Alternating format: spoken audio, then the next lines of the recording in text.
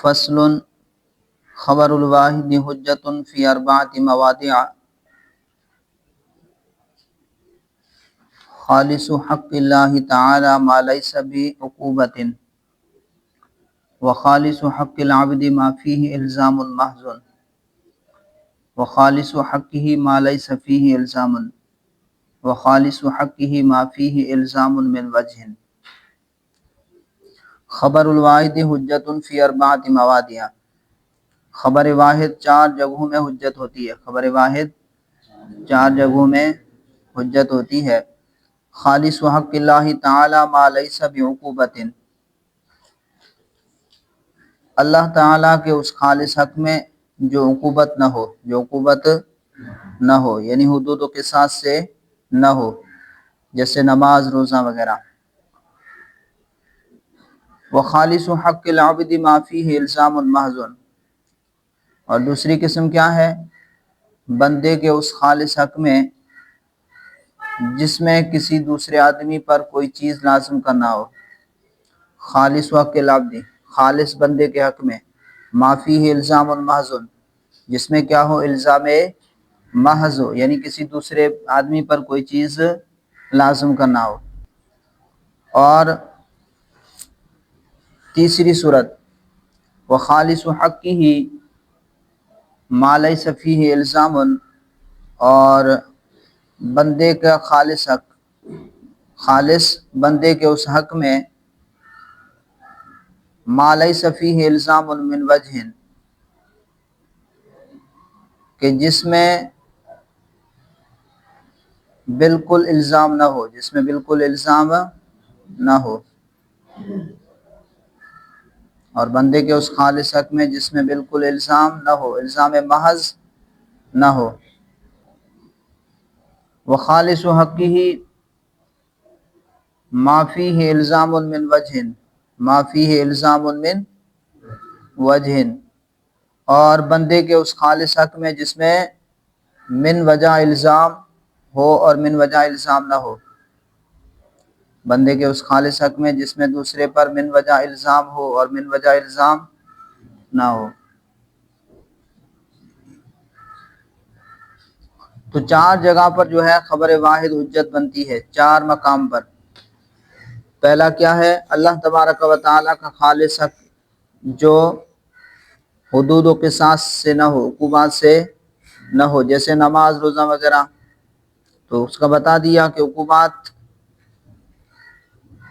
سے نہ ہو۔ کیوں؟ اس لیے کہ عقوبات جو ہیں، حدود و قصاص جو ہیں، وہ ہلکے شبے سے بھی زائل ہو جاتی ہیں، اور خبر واحد میں عدم ثبوت کا شبہ، خبر واحد میں عدم ثبوت کا جو شبہ ہے اور انقطاع کا احتمال ہوتا ہے، اس لیے خبر واحد سے حدود کو ثابت کرنا جائز نہ ہوگا۔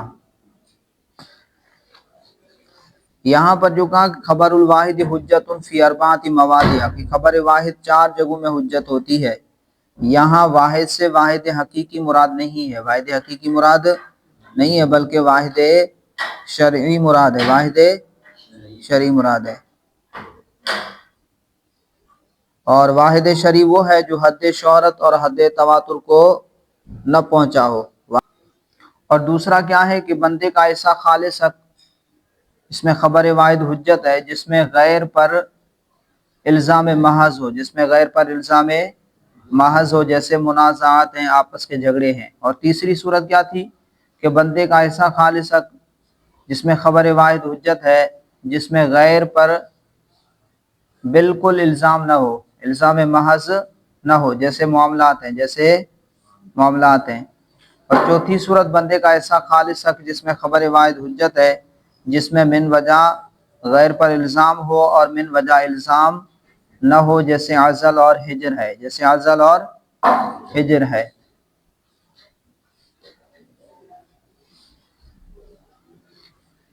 تو پہلی صورت کے اندر جو ہے خبر واحد بغیر کسی شرط کے حجت ہے اور مقبول ہے، اس لیے کہ حضور علیہ الصلوۃ والسلام نے خود بھی اللہ کے خالص حق میں خبر واحد کو قبول کیا ہے، عبادات میں خالص حق کو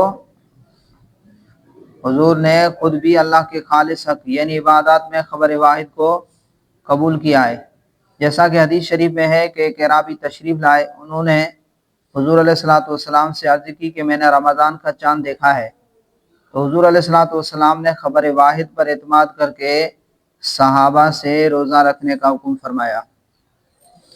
اگر اس موقع پر یعنی اللہ کے خالص حق میں خبر واحد حجت نہ ہوتی تو حضور صلی اللہ علیہ وسلم ایک اعرابی کی شہادت پر رؤیت ہلال کے اس بات کا حکم نہ لگاتے، رؤیت ہلال، ہلال یعنی چاند، کہ چاند نظر آ گیا، اس کا حکم نہ لگاتے۔ لہذا ایک اعرابی کی شہادت پر حضور صلی اللہ علیہ وسلم کا ثبوت رؤیت کا حکم فرمانا اس بات کی دلیل ہے کہ وہ حقوق اللہ جو حدود کے قبیل سے نہ ہو، حدود اور قصاص کے قبیل سے نہ ہو، ان میں خبر واحد حجت ہوتی ہے۔ اور دوسرا موقع یعنی خالصتاً بندے کا حق، وہ جس میں غیر پر کسی چیز کو لازم کرنا ہو، جس میں الزام محض ہو، مثلا منازعات ہیں جیسے آپس کے جھگڑے ہیں، تو اس میں خبر واحد قابل قبول ہے، دو شرطوں کے ساتھ۔ کتنی شرطوں کے ساتھ؟ دو شرطوں کے ساتھ۔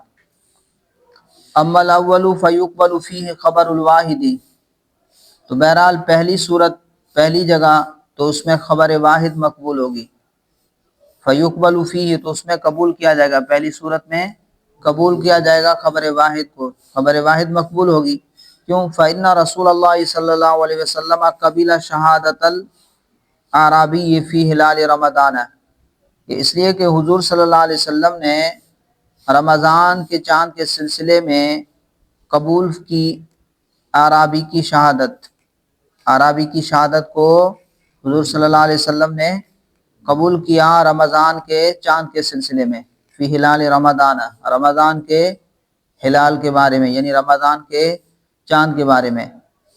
وَأَمَّا ثانی، اس کی تفسیر میں نے کر دی، وَأَمَّا ثانی، اور رہی دوسری جگہ، دوسرا کیا تھا کہ بندے کے اس خالص حق میں جس میں کسی دوسرے آدمی پر کوئی چیز لازم کرنا ہو، جس میں الزام محض ہو، جس میں الزام محض ہو۔ وَأَمَّا ثانی، اور دوسری قسم، فَيُشْتَرَطُ فِيهِ الْعَدَدُ وَالْعَدَالَةُ، تو اس میں عدد اور عدالت دونوں کی شرط ہوگی، دوسری قسم جو ہے اس میں عدد اور عدالت دونوں کی شرط ہوگی۔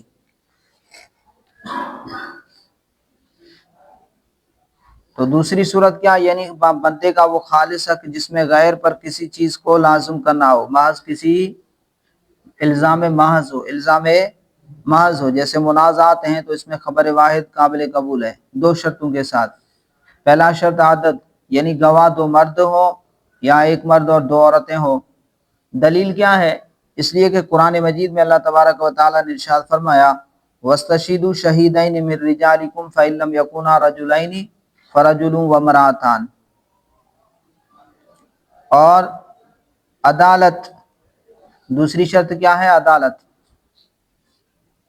پہلی شرط کیا تھی؟ عدد، تو اس کی دلیل بھی قرآن مجید میں ہے کہ وَاسْتَشْهِدُوا شَهِيدَيْنِ مِن رِجَالِكُمْ، کہ تم دو گواہ بنا لو مردوں میں سے، اگر دو مرد نہ ہو تو پھر ایک مرد اور دو عورتیں۔ اور عدالت کہ دونوں گواہ عادل بھی ہوں، اس لیے کہ قرآن مجید میں ہے وَاسْتَشْهِدُوا ذَوَوْا عَدْلٍ مِّنكُمْ۔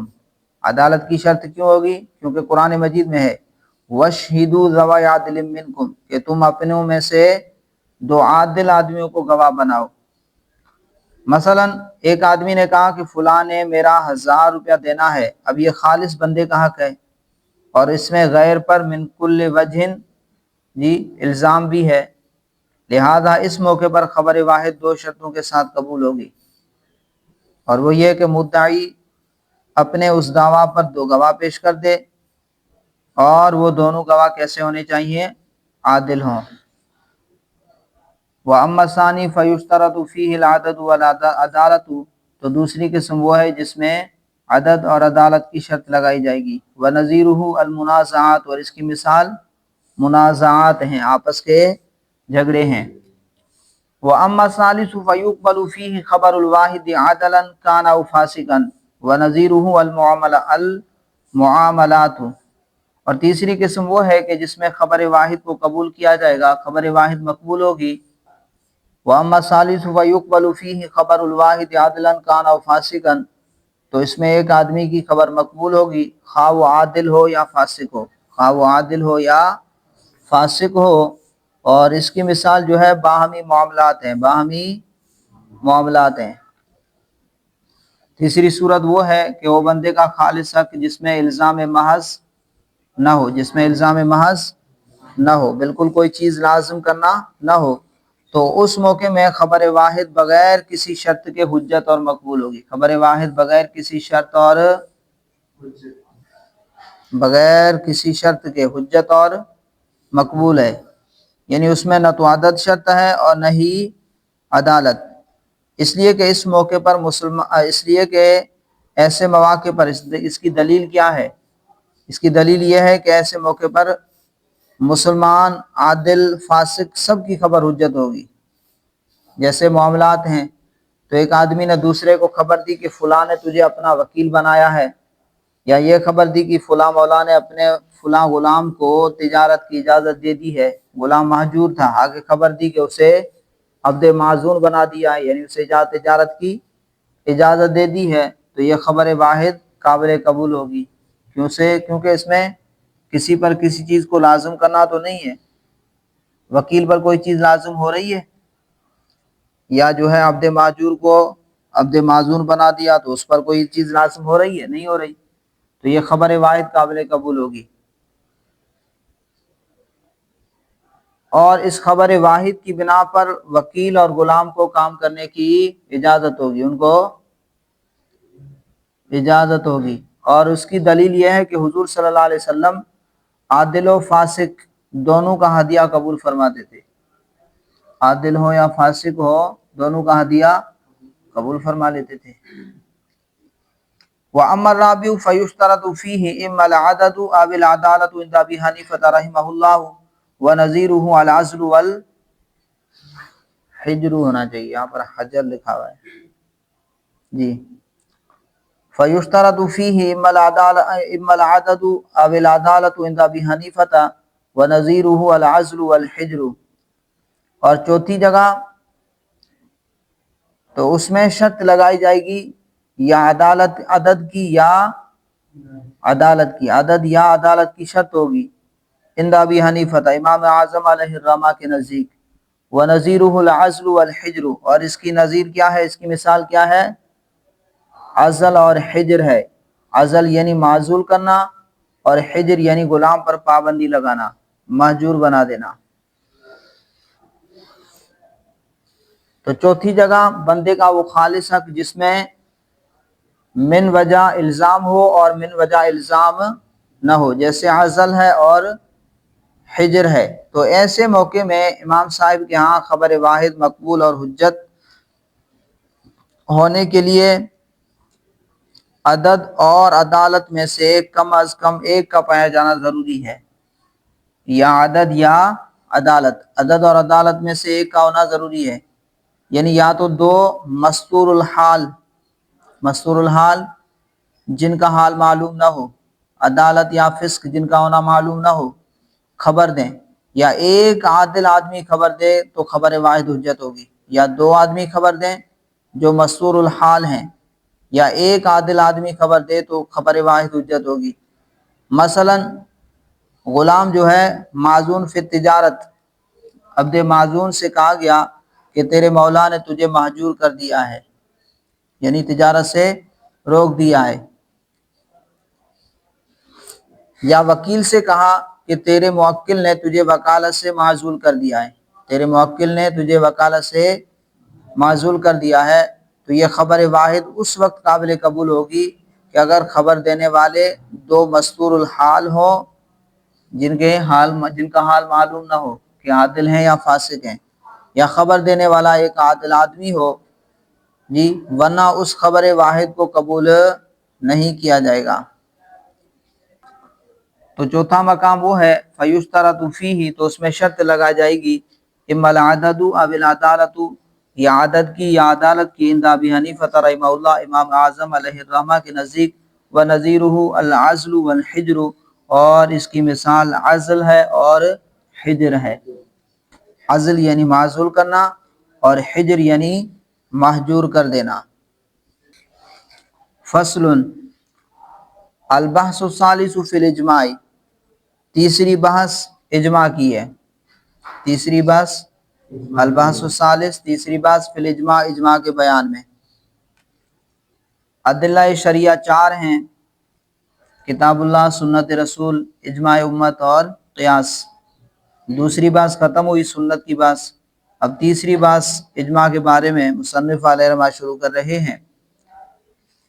اچھا، اجماع لغت میں کہتے ہیں ارادہ کرنا۔ لغت میں کسے کہتے ہیں؟ پختہ ارادہ کرنا اور اتفاق کرنا، پختہ ارادہ کرنا اور اتفاق کرنا۔ اور اصطلاح میں کسے کہتے ہیں؟ الاجماع هو اتفاق علماء کل عصر من اہل سنت ذوی العدالت والاجتہاد علی حکم۔ الاجماع هو اتفاق علماء کل عصر من اہل سنت ذوی العدالت والاجتہاد علی حکم۔ آپ کے حاشیے میں دی ہوئی ہے۔ تو الاجماع ہوا اتفاق علماء کل عصر من اہل سنت ذوی العدالت والاجتہاد علی حکم۔ وہ اتفاق کرنا، اجماع وہ اتفاق کرنا ہے کسی زمانے کے علماء کا کسی حکم پر، اور علماء ایسے ہوں جو اہل سنت سے ہوں، عادل ہوں اور مجتہدین ہوں، عادل ہوں اور مجتہدین ہوں۔ فصل البحث الثالث فی الاجماع، تیسری بحث اجماع کے بیان میں۔ اجماع هذه الامة بعد ما توفى رسول اللہ صلی اللہ علیہ وسلم فی فروع الدین حجۃ موجبۃ للعمل بها شرعا۔ تیسری بحث اجماع کے بیان میں، اجماع هذه الامة، اس امت کا اجماع، بعد ما توفى رسول اللہ صلی اللہ علیہ وسلم، رسول اللہ صلی اللہ علیہ وسلم کی وفات کے بعد، فی فروع الدین، دین کے فروعی مسائل میں، حضور صلی اللہ علیہ وسلم کی وفات کے بعد فروع دین میں اس امت کا اجماع، حجت، یہ ایسی حجت ہے، ایسی دلیل ہے، موجبۃ للعمل بها شرعا، کہ جس پر عمل کرنا شرعاً واجب ہے۔ ایسی حجت ہے جو عمل کو، اس پر عمل کو واجب کرتے ہیں، واجب کرتی ہے شرعاً، شرعی طور پر۔ تو یہ ایسی حجت ہے کہ جس پر عمل کرنا شرعاً واجب ہے۔ ثم الاجماع علی اربعۃ اقسام، پھر اجماع کی چار قسمیں ہیں، پھر اجماع کی چار قسمیں ہیں۔ اب یہاں پر تعریف میں دیکھیں تو اس امت کا اجماع کہا، کیا کہا؟ اس امت کا اجماع، تو باقی امتیں خارج ہو گئیں۔ عبارت کے قیودات دیکھیں، اور بعد ما توفى رسول اللہ صلی اللہ علیہ وسلم، کہ حضور صلی اللہ علیہ وسلم کی وفات کے بعد، کیونکہ حضور کی زندگی میں اگر کسی مسئلے میں کوئی بھی مسئلہ درپیش آ جائے تو پھر اس میں حضور سے رجوع کیا جاتا تھا، ٹھیک ہے؟ حضور کی زندگی میں نہیں، حضور کے وفات کے بعد۔ فی فروع الدین، دین کے فروعی مسائل میں، عقائد میں نہیں، فروعی مسائل جن کا تعلق عمل سے ہے، عقائد سے نہیں۔ اب آگے چار قسمیں بتا رہے ہیں، لیکن یہ چار قسمیں جو ہیں، پہلے اجماع کی دو قسمیں ہیں۔ کتنی قسمیں ہیں؟ دو قسمیں، ایک اجماع سندی اور ایک اجماع مذہبی۔ صفحہ نمبر 79 پر حاشیہ نمبر 6 میں دیکھو، صفحہ نمبر 79 حاشیہ نمبر 6 دیکھیں۔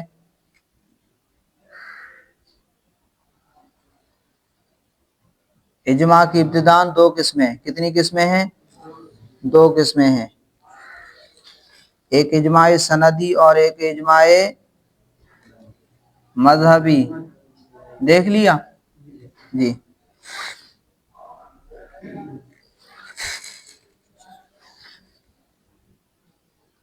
اجماع سندی یعنی زمانے کے تمام مجتہدین علماء کا اجماع کرنا، زمانے کے تمام مجتہدین علماء کا اجماع کرنا، اور دوسری قسم کیا ہے؟ اجماع مذہبی، یعنی زمانے کے بعض مجتہدین کا کسی حکم پر اجماع کرنا۔ تو یہ دو قسمیں ہیں، اجماع سندی زمانے کے تمام مجتہدین علماء کا اجماع کرنا، اور اجماع مذہبی زمانے کے بعض مجتہدین کا کسی حکم پر اجماع کرنا۔ اس کے بعد پھر اجماع سندی کی یہ چار قسمیں ہیں۔ کس کی قسمیں؟ اجماع سندی کی چار قسمیں ہیں، اس کو بیان کر رہے ہیں۔ ثم الاجماع علی اربعۃ اقسام، پھر اجماع چار قسم پر ہے۔ اجماع الصحابہ رضی اللہ تعالی عنہم علی حکم الحادثۃ نصا، کہ کسی واقعے پر صحابہ کا اجماع کرنا۔ اجماع الصحابہ رضی اللہ عنہم، جی صحابہ کا اجماع کرنا، علی حکم کسی حکم پر، الحادثتی جی کسی واقعے کے حکم پر، علی حکم الحادثتی کسی واقعے کے حکم پر، نصاً صراحتاً، نصاً صراحتاً صحابہ کرام کا کسی واقعے کے حکم پر صراحتاً اجماع، یہ پہلی قسم ہے۔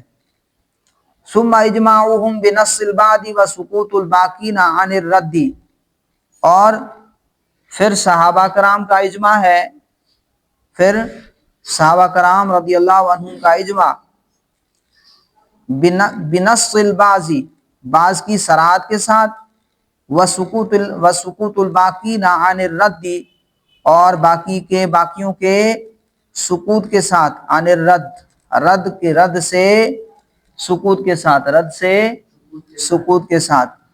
دوسری قسم صحابہ کرام کا رضی اللہ عنہم کا اجماع، بعض صحابہ کی صراحت اور بعض دوسرے صحابہ اس کی تردید کرنے سے سقوط کے ساتھ، اس کو رد نہیں کیا، اس کی تردید کرنے کے سقوط کے ساتھ۔ ثم اجماع من بعدهم لم يوجد فيه قول السلف، پھر صحابہ کرام کے بعد والے حضرات کا اجماع ہے۔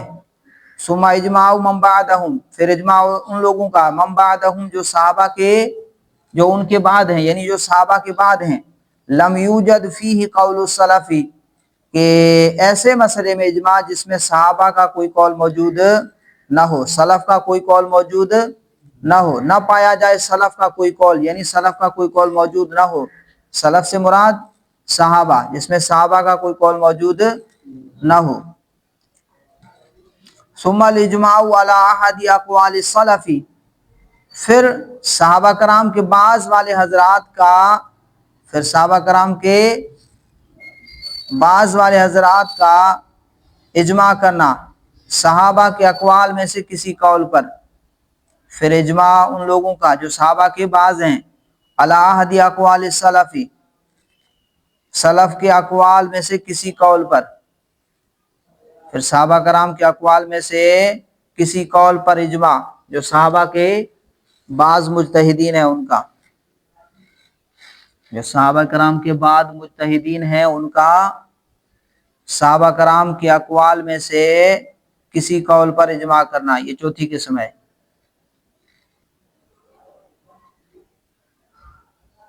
تو پہلی صورت کیا ہے؟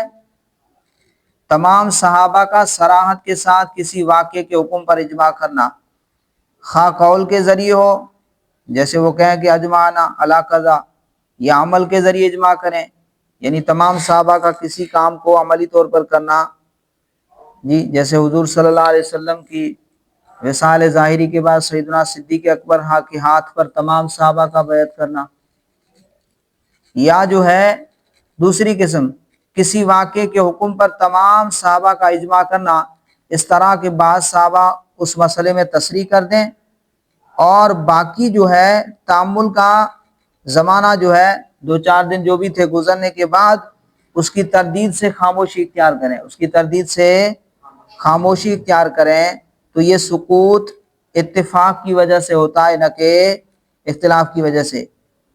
اب کوئی کہے کہ شاید صحابہ کرام ڈر گئے تھے، صحابہ کی تو یہ شان یہ ہے کہ وہ حکم شرعی کے اظہار میں کسی سے ڈرنے والے نہیں ہیں، کسی سے ڈرتے نہیں ہیں، کسی سے ڈرتے نہیں تھے، کیونکہ ان کی شان ہے لا یخافون لومۃ لائم، جی کہ وہ کسی ملامت کرنے والی ملامت کا خوف، ملامت کرنے والے کی ملامت کا خوف نہیں کرتے تھے۔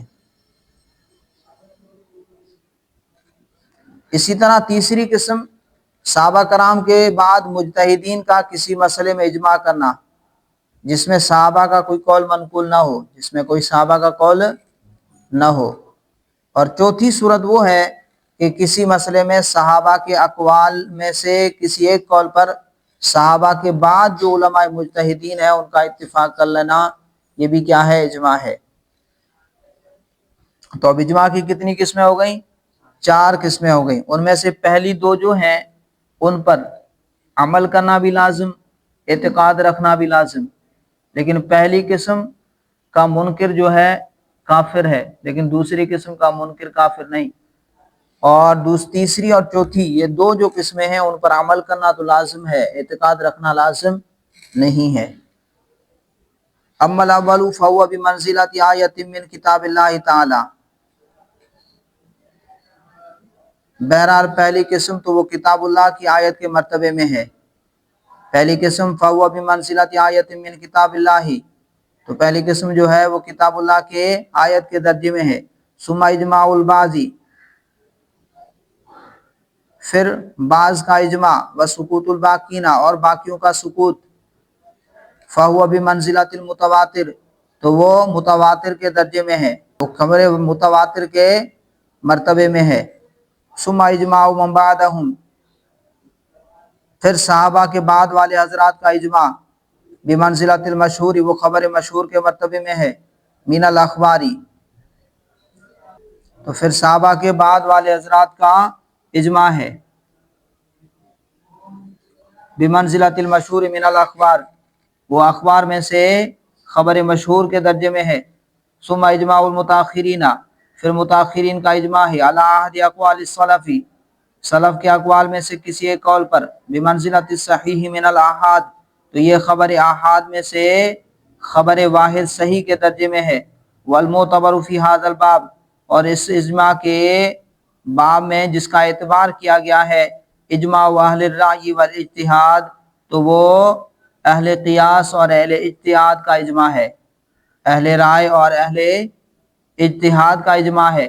فلا یعتبر بقول العوام والمتکلم، تو اعتبار نہیں کیا جائے گا عوام کے قول کا، والمتکلم، اسی طرح علم کلام کے جو جاننے والا ہے وہ تو عقائد میں بحث کرتا ہے، یہ تو فروعی مسائل میں اجماع ہوتا ہے، عقائد میں تو اجماع ہوتا ہی نہیں ہے، تو متکلم کے قول کا بھی اعتبار نہیں کیا جائے گا۔